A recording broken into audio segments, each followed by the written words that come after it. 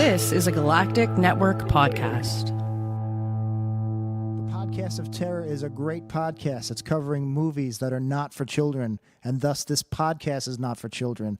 The hosts are two adults who will use bad words from time to time. They'll also spoil movies if that's not your thing. So if you don't like spoilers and you don't want to hear some dirty language or some dirty references to dirty parts of your body, then please, please, please wash your body parts better and do not listen to this show. If you can handle it, and I hope you can because there's a great podcast coming up, then please proceed with Podcast of Terror. Burn and fire, burn the fire.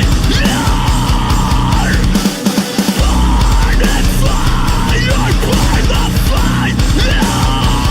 fire. Welcome to episode 120 of the Podcast of Terror production of the Galactic Network. I don't remember how to do any of this because it's like 240. No, wait, that's not right. Damn it, I was going to make a PoT joke and I couldn't do it. Oh, 420. I see what you did there, old man. I can't math. It's Sunday. For more on this podcast, including show notes, contact information, subscription links, go to gncast.com/pot. I'm your host, Matt Stein. With me, as always, is Corey Frizzle Nuts Scott. What? I don't know. Frizzle Nuts? Frizzle what nuts. Did you say? Frizzle Nuts. I got tired halfway through. All right, we're gonna do really great. Hey guys, you might have noticed that there was no PoT for the last couple of weeks. Or you were on the PoT and you've been there for the last couple of weeks. In any case, we apologize. There was some illness. There was some picking of a really shitty movie that Matt just couldn't fucking get through, no matter how hard he tried, which I assume was not hard at all. I fell asleep 3 times. Yeah. And usually one is a grace period. After that, I'll make sure I stay awake. Couldn't do it. Welcome to Willits. More like welcome to shit. For anybody who wants a review of Welcome to Willits, here we go. First, there was Matt's score. I think it's just going to be a poop emoji in the doc. And let's see. Welcome Willits. It was a movie about a couple who live on a farm, make meth. The meth is corrupted their brains, makes them think they see aliens, makes at least one dude thinks he sees aliens, and the girlfriend / wife just believes him. They have their niece over. I don't know why the fuck, if I'm part of your family, I would want to go hang out at your meth farm during my college break, but sure. And then some kids that are driving through that are trying to find some hot springs, wind up in the woods. He starts killing them off because he thinks there's all alien. There's a Culkin in it.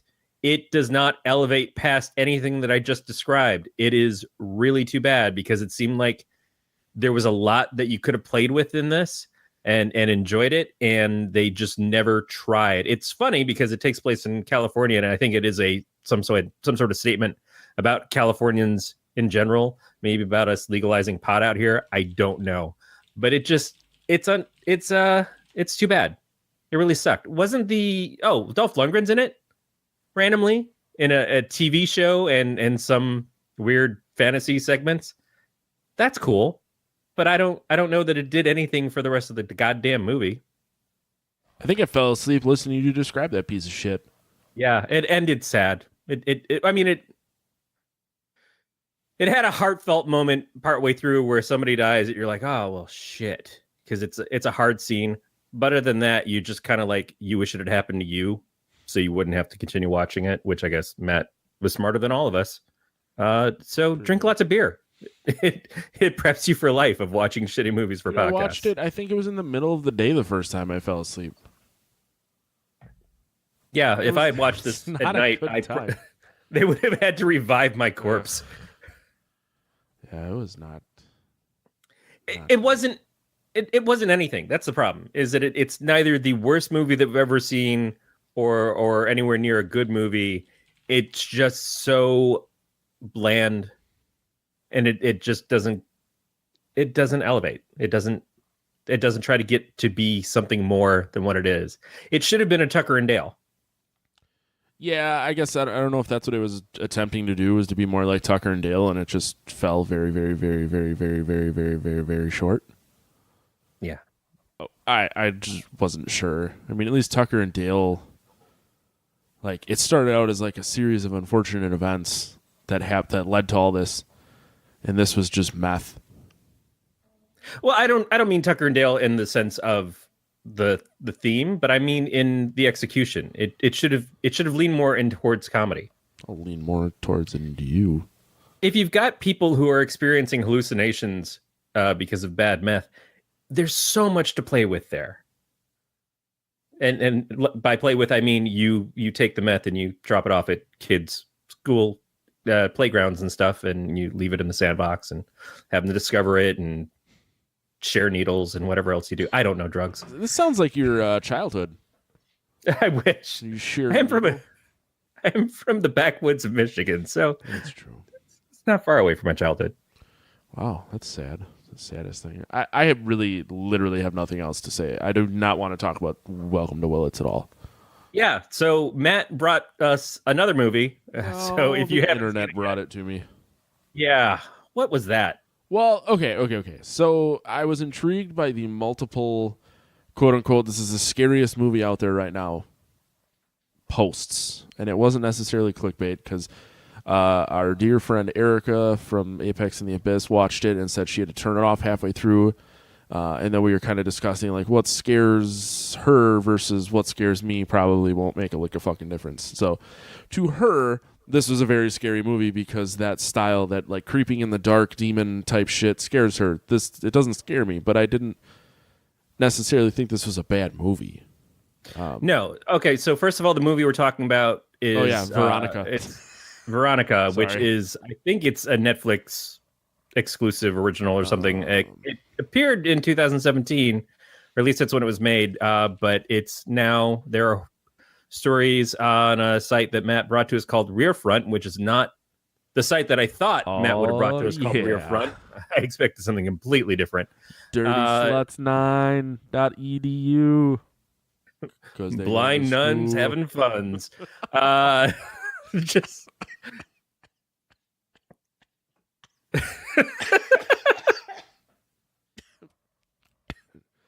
Corey almost killed me. I killed Stein. Yeah, we've got the article that says that, like, I guess happened to Erica, that people are watching this, getting too freaked out and turning it off. Maybe it depends on when. Maybe it depends on what your fear. I did watch this at like 8:30 in the morning. Yeah, I watched it at about 10 this morning. Yeah. And there's certainly things in it that are good. To me, it's like a Paranormal Activity, except interesting, and not done as found footage, which is, thank God for that. Yes. It's well acted. What I didn't expect going in was that it was subtitled. That was the scariest part because I can't read. Right, exactly. Matt has to stay awake to watch a movie about people doing drugs, which is kind of like how he spends his weekends anyways. Yeah. But this is something that he didn't have to fight off. He just had to have Alyssa in the room next to him saying, no, the word, sound it out. We had to pause each time new words came on the screen. First, annual. This would just make the most interesting Sesame Street segment ever. There wasn't. I guess there was some naughty language, but this is supposed to be based on a true story. Yeah, and from 1991, which the 90s were were a strange time. They absolutely were. There were toes and butts. It was very odd.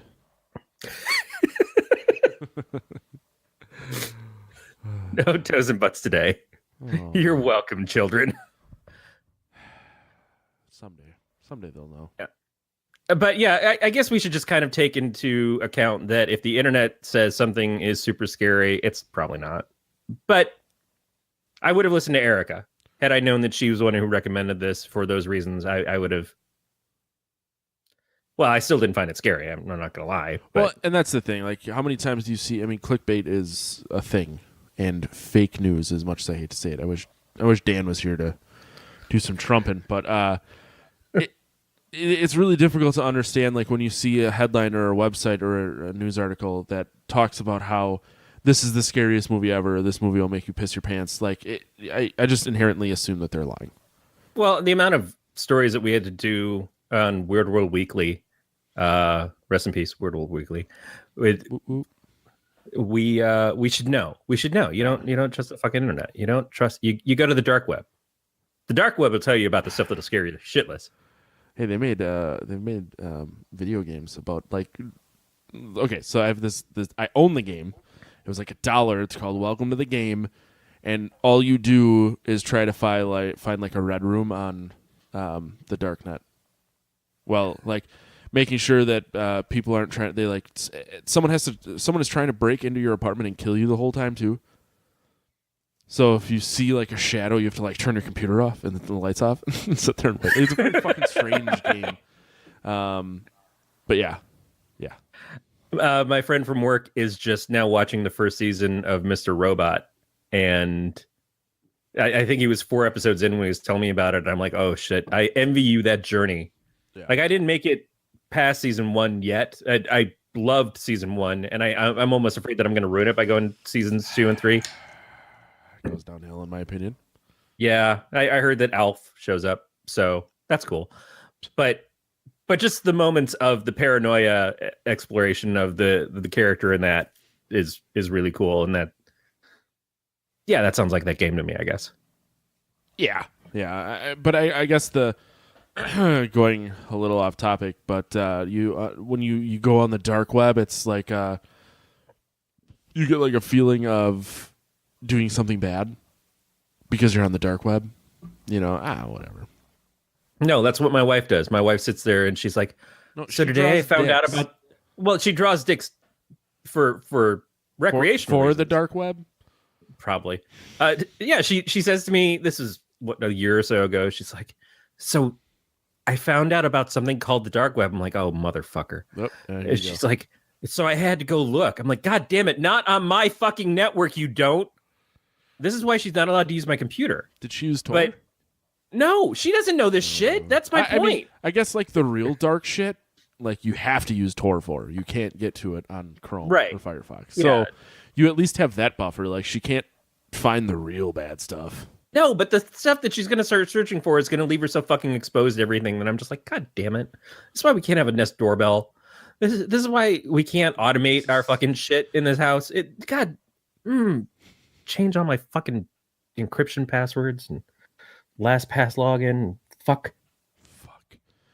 Oh, fuck. Fuck Corey. Fuck. Yeah. Fuck. Fuck me in the donut hole. Fuck you. Anyway, Veronica. Yes. You want to talk about the the movie itself? Yeah, of course. I just let you do you're better at recapping things. My brain's very scattered. All right. The movie opens with the scene of cops going into a home. It's all dark, and obviously there's something shitty that's going on there. We don't get a good sense of it. We hear a girl screaming, and then we see a girl's face, and it looks like the girl is screaming, but it actually is she's yawning. It's the day. They show us the date, and it's probably a few days before whatever this thing actually happens is.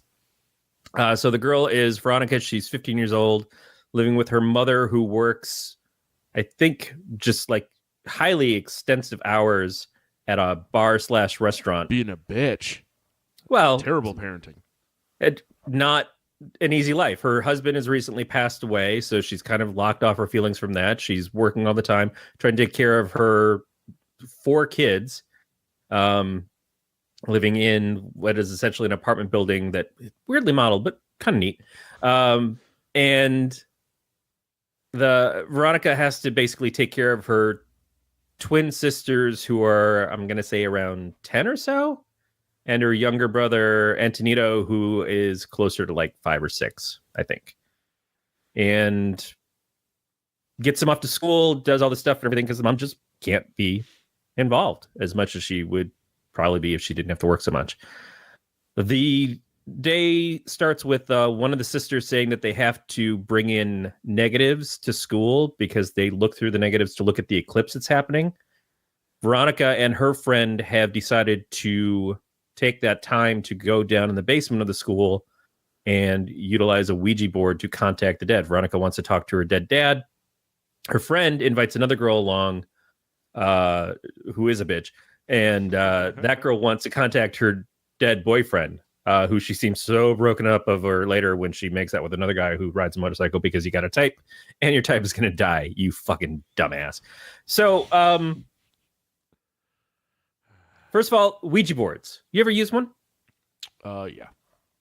And was it who is it? Is it Parker Brothers in America or Milton Bradley? It's Milton Bradley.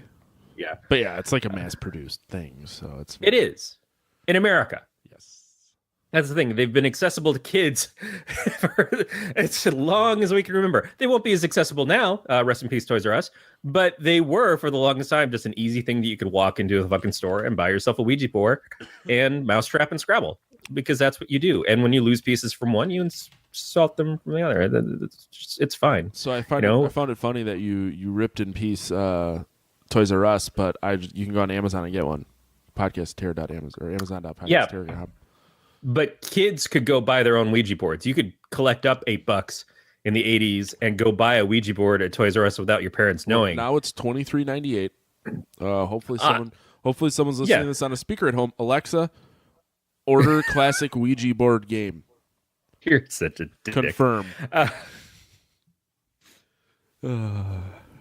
Yeah, no one I'm sure should have allowed app. that to actually order them a Ouija board. All right. Do you think there's a Ouija board app for tablets? I'm looking. Yeah, you should. I left my phone in the other room. But that was the thing. Is like if you are someone who really thinks that the Ouija board stuff is real, and as a kid in the 80s, my friends sure did, then you are someone who is not going to ask your parents to buy you one, or they just won't. If they think it's real, and so you have to go get one on your own. But it's weird because again, you're going to a place where you're also getting Barbies and He-Man figures and Satan boards. Yeah, there's two Ouija apps. For us, it was always so. I went to private schools through high school, so having a Ouija board and the use of a Ouija board was as like rebellious as it was curiosity. Right. Granted, we didn't light candles and shit the one time I did it, but we just kind of all fucked with each other. We're like, I remember one of the guys started acting possessed and would just do dumb shit. I was probably like a sophomore in high school, so we weren't keen to drinking yet. That's the point. You're a kid. Things that you're not allowed to do. The list of them. You can't have porn. Porn is accessible at stores, but not to you. You go in and try to buy porn in a store, unless it's like someone who just really doesn't give a shit. You're not going to be able to get it. You buy booze. In the 80s, we could definitely buy cigarettes as kids. Like, I moved into my new neighborhood. I was 12, and the 10-year-old girl across the street who smoked sent me down to the store to get her cigarettes all the time. That's maybe the one thing, and that cleared up really fast. But Ouija boards were accessible. I think that's kind of funny because they don't mean anything, because they're not really shit. But to kids, it was like that one taboo that you could easily get a hold of. You just had to kind of plot around to do it. Mm-hmm. And I don't know. So the girls don't have a Milton Bradley Ouija board. They have one that is looks more authentic. Obviously, they're in a different country. It doesn't look like it's got American text on it, and they use a glass. They use a glass for the pointer on it instead of the thing they usually use, which I should know the name of it. I can't believe I don't. Oh. And so they're down there in the basement. Oh, it's a planchette. Planchette, that's right. So they're down in their basement during the eclipse. They're trying to contact Veronica's father because the girl whose boyfriend she was going to try to contact, she didn't bring anything personal that related to him, and that was part of the thing. There are certain rules that they invoke in this. It's more powerful or more likely to happen if they have an odd number of people instead of just the two that it was supposed to be. They have to close their eyes. It will make things can make contact happen faster, that kind of stuff. The personal item, they find out more rules down the road from Veronica's books of the occult she's reading. That's another thing. I could buy occult books left and right at the fucking B. Dalton when I was a kid. Yep. And I did. But my parents were very encouraging. Because you're a very good bad boy. Yeah, that's exactly how I was looked at. Got a lot of no, I got nothing. Sorry. So the ritual happens, the eclipse happens, Veronica gets really fucking like possessed or shit. The glass that she's touching and moving around and like the other girls have taken their hands away breaks, and she like starts having a seizure on the floor essentially and blacks out. That's how I want to go. Yeah. in a world of old nuns and way too young for you schoolgirls, passed out on the floor in the basement. I feel like the last one is actually going to honestly happen. You're going to go downstairs for that last can of Spam that you got, and you're just going to have it. You're just going to go. You're going to have a grabber, and you're done. Your dogs are going to be nested into you. Hey, man. I love my dogs. Yeah. And they will love you. Take from the time inside. away from my dogs to deal with your bullshit, so hurry it up. All right. Veronica goes home. Well, remind me of something. The crucifix that falls off the wall, is that before the stuff with the Ouija board, or is that after? I feel like it's before. Shit. I want to say it's after. I know that nothing after else she really weird happens until after the Ouija she goes board. home, she takes the. I feel like it's the beginning because the crucifix is on the floor when she walks out when she's taking the kids to school the first time. After she comes home from school after the Ouija board incident, she tries to put her backpack up on a top shelf, and the backpack keeps flying off and falling on the floor. And then she has to hide it under her bed, and all these other weird things happen. But I feel like the crucifix is before, so that there's a couple of plot holes like that I have. I wouldn't necessarily go with plot holes, because there obviously had to be something that led to a point where she wanted to use a Ouija board besides the fact that her dad's dead. So her dad could have passed away, and then weird things started happening, i.e. a crucifix falling off the wall. Other shit like that, which made her want to try to use a Ouija board to talk to her dad. So, well, it's not necessarily saying that it happening before them using a Ouija board is a plot hole as much as it maybe is just... She's certainly got a fascination with the occult. That's what we kind of established going along as she keeps reading these books and stuff about it. But we'll get to another problem I have with that later on. So, like we said, she comes home, she puts the Ouija board away, and it keeps like popping out like, I don't want to be there. Oh, weird. All right, sure. And she starts experiencing weird visions of things. Her little brother and sisters, she feels like they're getting attacked and stuff. And she tries to save her sister who's getting choked by a demon in her sleep. But then they don't see the demon, and they think that she's the one choking her. She gathers them all up. Her mom accuses her of like scaring her siblings and stuff. She starts talking to this blind nun that they call is Sister Death. Yes. Yeah. Yeah. She starts talking to her at the school, and the nun's like, you fucked up. You summoned some shit. I can smell it on you. I can't see it, but man, let me sniff your hair, young girl. Because that was weird. And yeah, it's never unweird when you sniff someone's hair for whatever reason. But so she just like keeps leading into her, and then she sees spirits and sends her away, and becomes like the one voice of, I know what you're going through, but who the fuck is going to listen to me? I'm the old blind nun that went through shit. Yep. And no one listens to her. Her best friend is now hanging out with this new girl and doesn't want to hang out with her anymore. And so she's kind of feeling closed off and having visions of things that she summoned that she sees her dad naked, which is that's fat cock. When he knew it wasn't a kid's film. But she's trying to protect her siblings and try to figure out how to fix things. So she finds out that she did the ritual wrong. She didn't say goodbye to the thing. She basically let something in that wasn't her dad, apparently, obviously. Mm-hmm. And she tries to redo the ritual with her friend who won't do it, and Diana, who's also a bitch. and she tries to tell her mom, come home, because when you're there, they don't attack. And mom's like, no, I gotta fucking work. Go home and deal with it. You're 15. She has her first period. And while dealing with the cleanup from that, she realizes that there's burn marks underneath her mattress, and then she finds burn marks under all the mattresses for the kids as well. And so that's kind of like pressures her to know more and more that she's got to get this taken care of. And in the midst of nobody believing her, she does the ritual again with her younger sisters. Because again, it needs to be an odd number, so it's the 3. And then her brother gets kidnapped by the spirit, and she gets the sisters out of the house and goes back in to try to rescue him. And when she finds him, he's hiding from the spirit, even though it's her right in front of him. And she realizes that she's actually possessed by the spirit. She tries to kill herself. The spirit won't let her. And that's when the cops finally show up.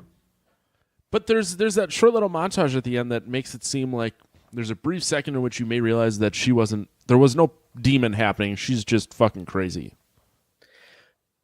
It certainly makes you question it, but the whole story is the account of the cop who comes in and finds her, and it is his first experience with the paranormal. Yep. And that's what straightens it out. Right. And there's the fact that when she talks to her friend to try to get her to help her redo the ritual, her friend's like, don't you remember, you whispered to me the other day, you said you were going to die today. So she prophesized her own death, which she doesn't remember, but her friend does, and she does in fact die. Which is, bummer. We're gonna make it harder for a sequel, I guess. Sorry. Sorry, girl, you fucked up. Which is kind of like, she's not a bad person. She's not someone who is, other than the fact that she got the interest in the occult, and a lot of it probably stems from losing her father. She does everything she can to protect her family. She does everything she can to look for help to protect her family, and nobody will listen to her. And that's that teenager thing again of like, you're just, hormones are driving you fucking crazy. It has nothing to do with the fact that she's a woman. Right. And just unable to listen. Well, yeah, no women are listening to her. Hashtag me too. Jesus. You had to take it there. I'm just saying that women should support other women. But yeah, so she does everything it's like, yeah, you had one bad fuck up. You called forth the demons from the Underdark, and that is stupid. But does everything she can to fix it, and it just doesn't work. Just doesn't go well. Also, I guess her brother was supposed to be drawing sigils on the wall to protect them, and he was on the wrong page and was drawing summoning ones instead. Yeah. It's like, oops. Dumb, stupid idiot. But don't put the 5-year-old in charge of the protective fucking glamours around your house. Well, I mean... First of all, I know, again, we're talking about Ouija boards manufactured by Milton Bradley for the most part, but you don't fight off the demons with Crayola. That's fucking stupid. Got to go Sharpie. What was Sharpie, the demon fighting marker. There you go. There's a free ad for you, Sharpie. You feel the need to use it, you can email us at pod@gncast.com so you can pay us. Shitting free. We want that Sharpie money. Yeah, want that sweet, sweet Sharpie money. Could have gone Bic. Nope. Brought it to you, Sharpie. If you use Bic, you're a dick. There's another one. It's a separate check, though. They're not. We don't do bundles here. Right. I don't know. What do you think? I don't know. I think I gotta pee. Yeah, of course you do. So there's the moment where she's talking to the Sister Death, and she's like, I tried to use crucifixes, they don't help. And Sister Death's like, yeah, don't bring God into this. God has nothing to do with this. So that, again, makes me think that the stuff with the crucifix at the beginning, which is happening on its own, doesn't make a lot of sense. They keep trying to utilize that. It all seems like religion as much as you say it doesn't help, it seems like it's somewhat involved. I don't know for sure, but that seemed like a red herring from the Nun. Yeah. I don't know. There were some really good scenes as far as filming. Like the scene of her waking up with the screaming was kind of like a little bit of a good transition. Mm-hmm. But there was the one where she's having the nightmares and she wakes up out of bed and she just kind of like, instead of standing up from the bed, she just kind of like walks forward and is walking through the rest of the room.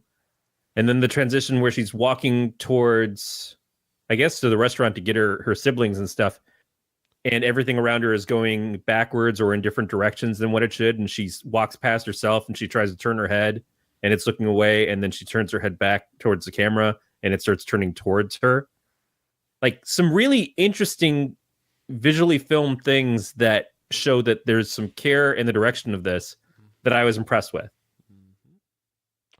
Yeah, we kind of talked about this before we started recording. Like, it feels a little too familiar to be that great, but they did a lot of really interesting things. I liked the amount of screen time that the demon gets. Instead of it just being like a shadow that you see passing in light behind a wall, they actually give it a face, and I enjoyed that a lot. Yeah, it's not a lot of random things, although the way that they utilized it was really good. The part where she's running through the apartment and everything is coming off the walls as she's going through it was really well done too. Like things just kind of pictures and stuff popping off in time. That was well done. Right. But you're right. The fact of the apparition is something that we can identify very quickly. Like even if you look at it in was it Insidious or what was the one that was kind of like, that Insidious was kind of like this? Yeah, there was like a ripoff of Poltergeist, and then they did the new Poltergeist remake, and it was a ripoff of that. Yeah, Insidious had like too many different fucking things that were supposed to be the spirit or whatever. It's like sometimes it looks like some weird Zulu voodoo doctor thing, and sometimes it just looks like random dead naked people. It was just or little kids standing in the corner, all these things and stuff that just didn't make sense. It was like, so I guess it wasn't supposed to be one spirit, but in this, it was legitimately the one thing that was doing it. Yeah. That was like an old man rant, in my opinion. Yeah, and that's all I got left of me, man. You're tired now? You need a little nap? It's Sunday. A little nap. I get up in the morning to do this show so I can go back to sleep until my wife gets home from work. Yeah, it only takes you a day and a half to respond to me. Yeah. Well, you know what? Fucking don't trust the internet. What did we say? Really good point. It's not like I have your phone number. I don't know why I rely on the internet to contact you.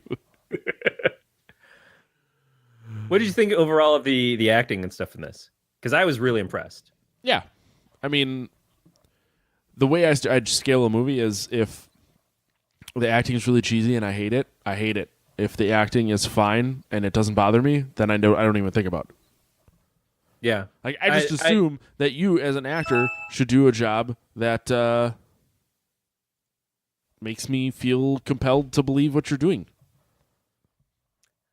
For having the focus of this movie mostly be about people under 16, which I think the girl who played Veronica was maybe about 15 or 16 when this filmed. She was age appropriate towards the role.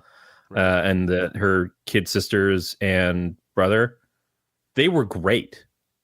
They all did fantastic job in this. And all the dialogue between them was very believable and involved you in their story. The argument of the sisters, and especially like, I'm not your little sister, I'm your middle sister, because I came out first before my twin did. The little brother and how he's constantly like he's singing this advertisement song, which we don't know. Kentaya. Yeah. And it actually comes back into the movie later on, but just the stuff that they do in there to kind of like give you a sense of connection to them as to who they are and stuff is really good. And I think they were tremendous. I don't know if any of these people have been in anything else. Apparently, the mother who plays Anna played that same character in another movie in 1976 when she was a little girl, which sounds like a pretty fucking tragic movie itself, but isn't supernatural. Yeah, I don't. But so this is considered an unofficial sequel to that. But she's not really a big part of this. So unless you are someone who knows this other film, which I guess is famous, now look back on, like, I had no clue. I wouldn't have picked up on any of that. But the amount of stuff that they put on these kids, they held this movie really well. And I think that's good. That's a good sign for what this is.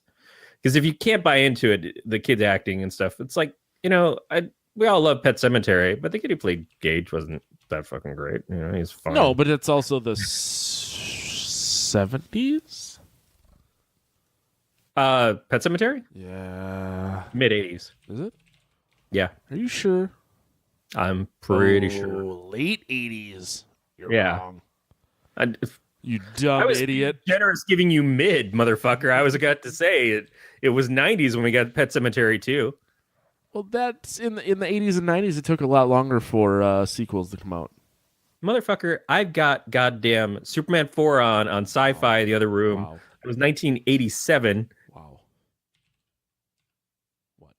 What?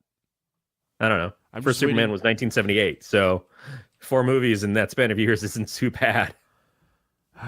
There's a Supergirl in there too. Didn't James Bond movies come out like every 6 months too? Oh, it seemed like for a while they sure as hell did. That's the Brits. They gotta get out and do shit because otherwise they gotta go home and eat their fucking ass food. I'd like to eat ass. So that Kintea video, like, I know they play the commercial at some point, but every time they'd sing the song, I'm like, why do I have "To Do Run Run" by fucking the guy from Hardy Boys stuck in my head? And it turns out, first of all, Sean Cassidy is not the original of the singer of "Do Run Run," but it's actually the commercial ad is to "Do Run Run," which, god damn it, I don't really want that stuck in my head for the next 2 months, but I know it's going to be there. But I like that too. I like the fact that they reference something as weird as this commercial that was, I guess, time appropriate for when they were supposed to be filming it in 1991. Right. And it adds this flavor to the movie. I think that all the little touches are what give this weight that it otherwise really wouldn't have. And the fact that the questions at the end are, did this happen? Did this not happen? I feel like it's not as questionable as what you made it sound like. I think for the viewer, we all know that it did. And certainly that's what the cops believed. 2 of the cops, after seeing this happen, were sick for weeks, couldn't go back to work. And the main guy, I guess, like quit eventually, like stopped being a cop because of it. Stopped policing. Yes. Yeah, I mean yeah. It's really hard to like understand how I would react if I walked into a room and saw what they portrayed on screen. Like if I saw that and that was a real thing that was happening in front of me. Someone standing in the middle of the room with their back arched and they basically should be falling over, but they're not. Yep. And they're just sort of screaming out their whatever oxygen they have in their lungs. Mm-hmm. And it looks like someone is deep throating them. You. Yeah. Yeah, it would be hard to explain, although I've had a couple of times when I've had Wendy's chili and I felt like that. So you had to arch back and just really give her hell. I should be falling over, but I'm not. Yeah, 10 minutes of this and then I'm going to Ralph. No, what about the music? The every time she put on her headphones, there was one song that played a couple of times, but I feel like that song when she'd stare into her ceiling and does the countdown was just so on the nose. Like, I don't know if that band had actually, if that song existed and they made that scene around it or what, but it was. I don't know Spanish. So I don't know if, like, by you listening to this, you were able to tell what was being sung. When I was watching it on Netflix, it played the lyrics on the screen. Oh, they did. Okay, I just didn't read Yeah. those. Yeah. I'm watching a movie where I don't understand the language, but it's not important to me to read what's actually up on the screen. No, I read about a third of the subtitles. I got the gist. You are the person who would summon the demon into your body. I would. No, I get the technical shit down, I think. I read the first two sentences of the giant paragraph. Did I really need to read the end?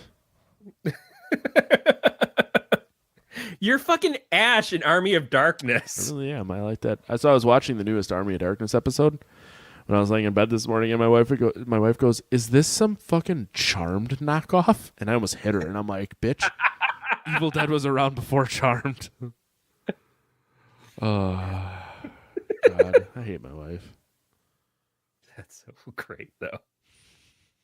I know. She just got up and walked away. Didn't even get to explain it to her. Anyways. Yeah, I don't know. I don't know what else we can really say about it. I think that this was a quality movie.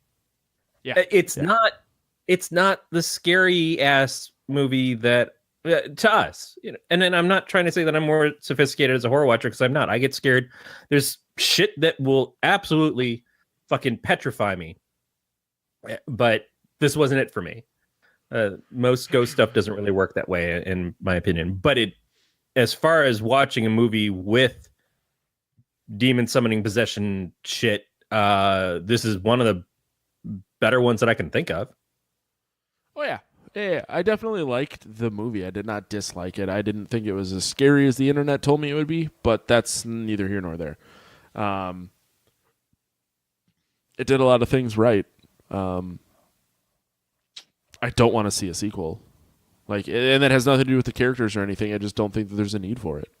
Well, if they do it, it should be 40 years later, like the unofficial sequel that this is to that other movie that had nothing to do with it. That's true.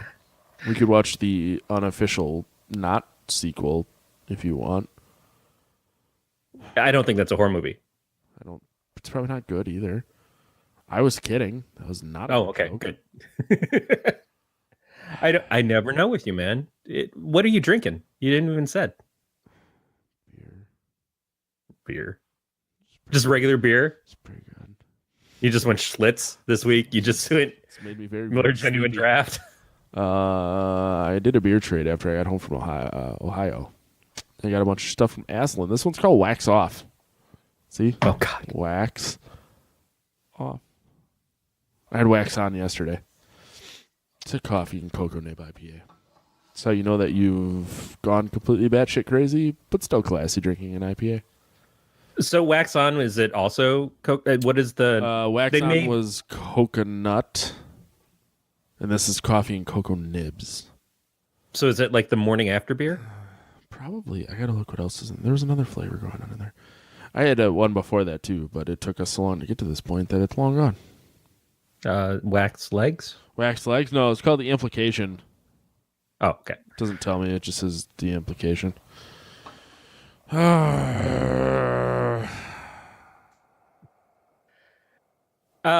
Speaking of drunken apologies, What? although I'm not apologizing I wasn't to anybody. I know neither of us are, but I am going to apologize for something. Or actually, I'm going to call you motherfuckers out. Anal audience. hemorrhoids. Ooh, yes. Close. Oh, okay. So the last two episodes we did were about House of a Thousand Corpses and The Devil's Rejects, Yep. which we've now seen scenes from, or a picture of Rob Zombie is in the studio, I guess, filming the sequel to The Devil's Rejects. Wax On is coconut and vanilla. Vanilla. Oh, I thought it's coconut and a small studio. Yep. And a small house. Right. Anyways, yes. So in those episodes, I think even more particularly in the Devil's Rejects one, I kept saying, I feel like I've seen this movie before, and it was the Texas Chainsaw Massacre sequel, the second one from the 80s. Motherfucker. So Bill Moseley. Yeah. Oh, he was in Texas Chainsaw Massacre 2. He was in the goddamn movie that I kept talking about. My favorite part of the fucking movie is Leatherface's brother with the fucking Skull Dome thing. I forget his fucking name now, but I don't think I've ever seen like, 2, so don't ask he me any keeps questions. scratching at his scalp where he's got the steel plate in his head underneath his Sonny Bono wig. And like, I had no fucking clue. Maybe I did at some point, but I certainly forgot by the time we started talking about this goddamn movies that it was the same guy. So of course it's going to remind me of that. Yeah, I totally. And audience, this is why you are supposed to email us and tell me, Corey, you dumb shit. Yeah. Don't you know? Yeah. It's the same Bill fucking Mosley. That's where he came from. Maybe if you'd stop sucking dick so much, Corey. Well, I don't know why. Guys got to have hobbies. I'm sorry. I need something else to do on Sundays. And first of all, you never scream at somebody to stop sucking dick. Well, you yell them to stop sucking dick when they're not sucking your dick. Okay. That's a real life problem that we need to deal with. Greed is good. Yeah, I just wanted to call myself out on being ignorant. That's fine. I forgot he was in that movie, but like I said, I don't think I've ever seen it, so I don't really give a shit. It's closest to these, first of all, and it's probably my favorite since it was also my first, but I feel like it's, to me, the most aesthetically close to what I like out of the various fucking Texas Chainsaw Massacre movies. The fourth one, The Next Generation with Matthew McConaughey, was just shit. It's just shit. Is it Patrick Stewart and Matthew McConaughey? No, it's Matthew McConaughey and Renee Zellweger. Ooh, it's pretty close to Patrick Stewart. Yeah, absolutely. I loved her as Picard. It's more of her as when she was a number 2. Yeah. Oof. Yeah. Want to rate this? I guess if we have to. That's what we do, man. We got one fucking job when we come here. This is it. You didn't even talk about your beer as much as you usually do. It's because we started talking about movies right away. We complained about Welcome to Shit. Shit-its. That was not a good movie at all. No, but if you were drinking at the time, if you drank something good, maybe it would have had a better association with you. Oh, nope, not at all. No. Anywho, what do you want to give this movie? I'm going to actually give it a 4. I think it was a solid movie, even for not being scary, for being misled by pseudo BuzzFeed, whatever these fuckers are. Yeah. Rear Front. Still, that is not a goddamn name that you call your site and have it be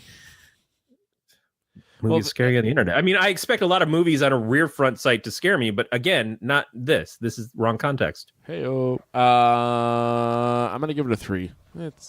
It's a good movie, but it's not great.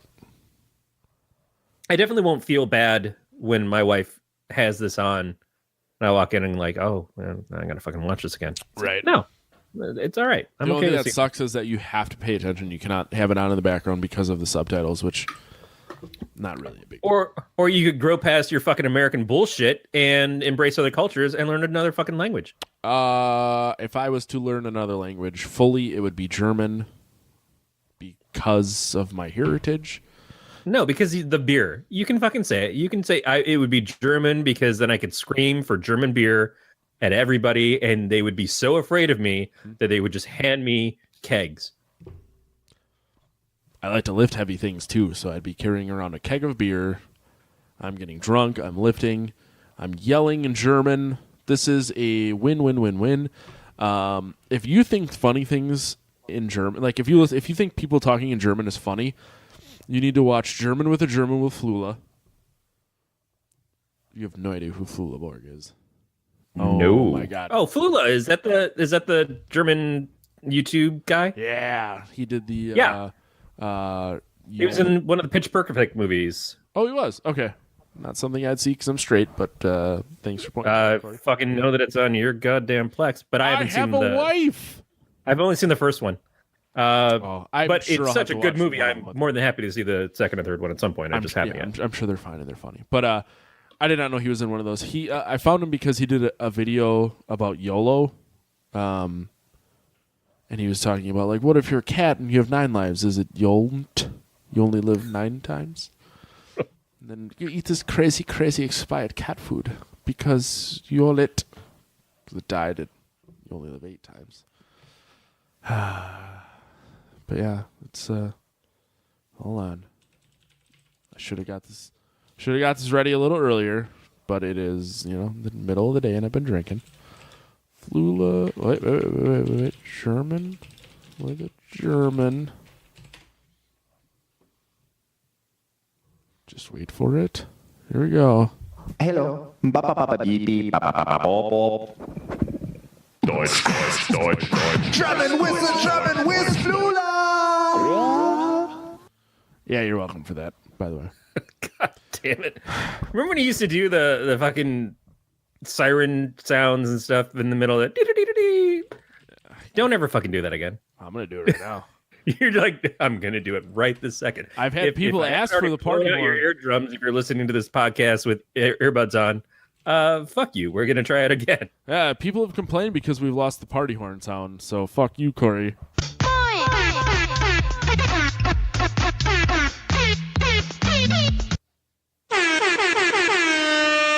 I didn't expect that first one to be like a full song.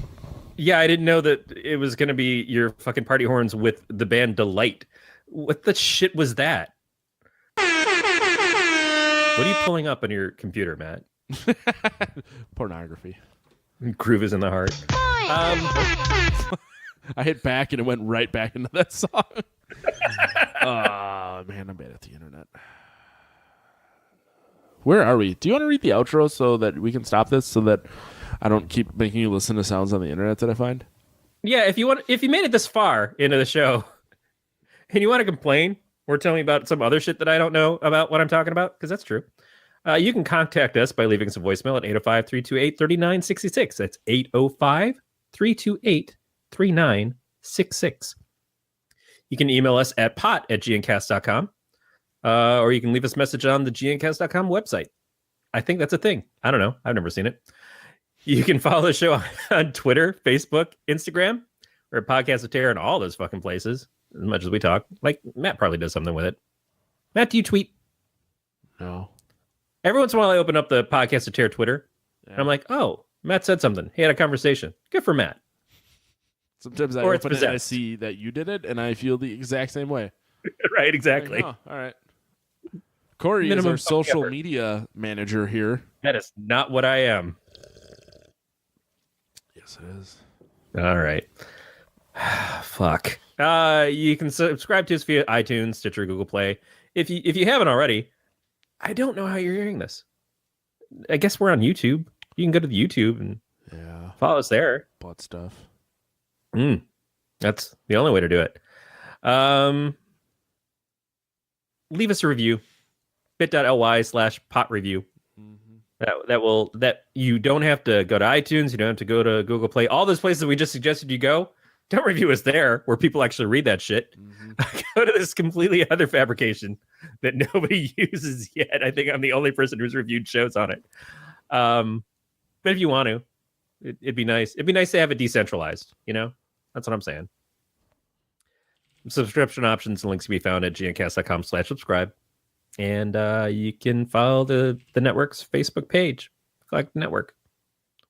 We have a Facebook page, right? Yes, we do. Yeah, I said it already. Good for us. We're on top of things. We're really bad at everything. A lot of it. There's not many things we're good at. I'm so good at podcasting, I'm going to be doing another show soon. Oh, yeah. Talk about that. I'm glad you said something. I don't know. You son of a fucking cock tease.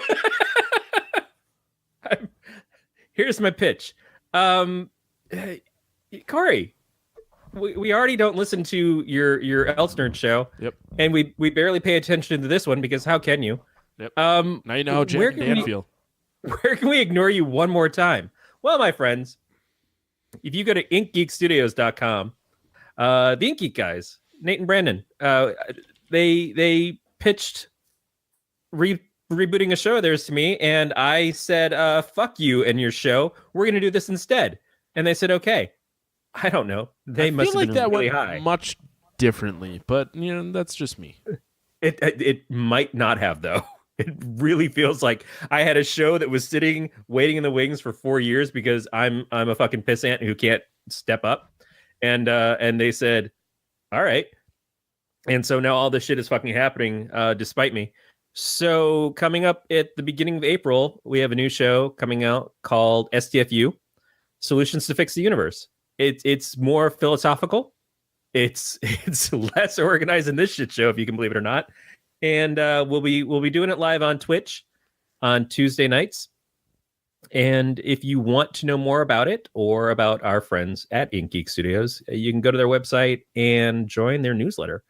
Nate's actually been putting stuff out about the show and the other stuff that they do there. So yeah, I guess that's going to happen.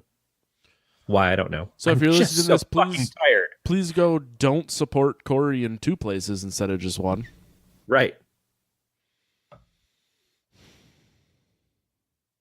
And Matt, if people want to support us financially, go to amazon.podcasteer.com.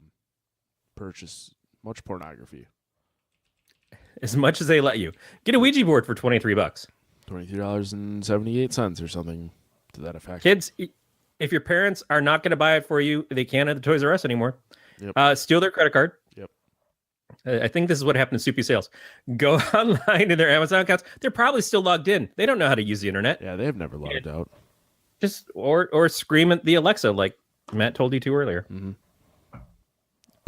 Purchase 1 pallet of dildos and a 55-gallon drum of KY jelly.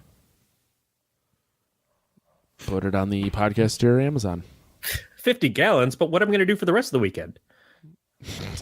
That'll get me through Friday night. What am I supposed to do for Saturday and Sunday? Sit on ice, because your life is out of fucking control. I thought you meant Bud Ice. The tastiest of shitty 90s beers. Hey, so do you know how they make ice? How they make beer ice? No. So what they do is they brew the beer, they freeze the beer, and when it freezes, all of the water is on the outside of the giant-ass ice cube, and then they shave it off.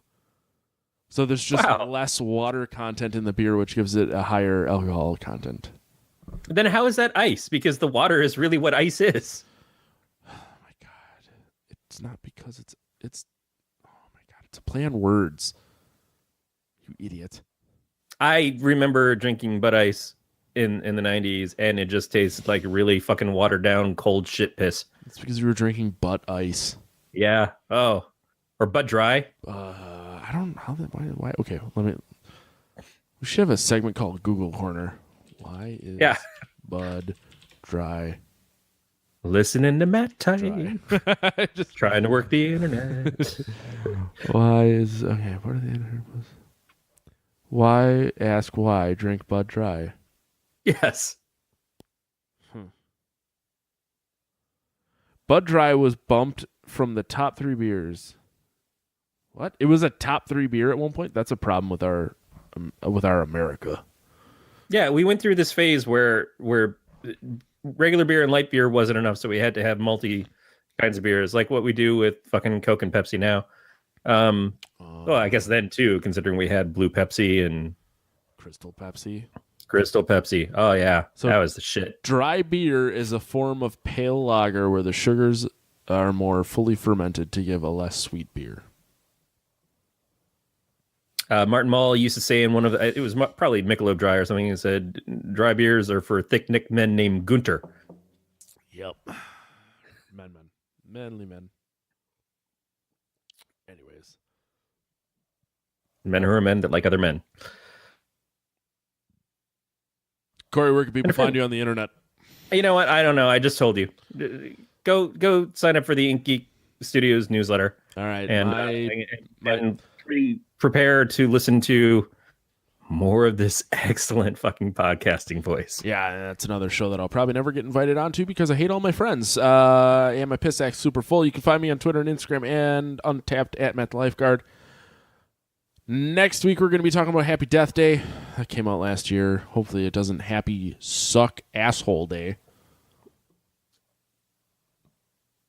No, nobody. You're waiting for me to go in for that? Waiting for somebody. I'm sorry. I came out, saw my shadow, went back into the hole. And Corey's going for another 2 weeks. So that's going to do it for another episode of the Podcast Terror. We'll talk to you guys next week. Stay sober, everybody.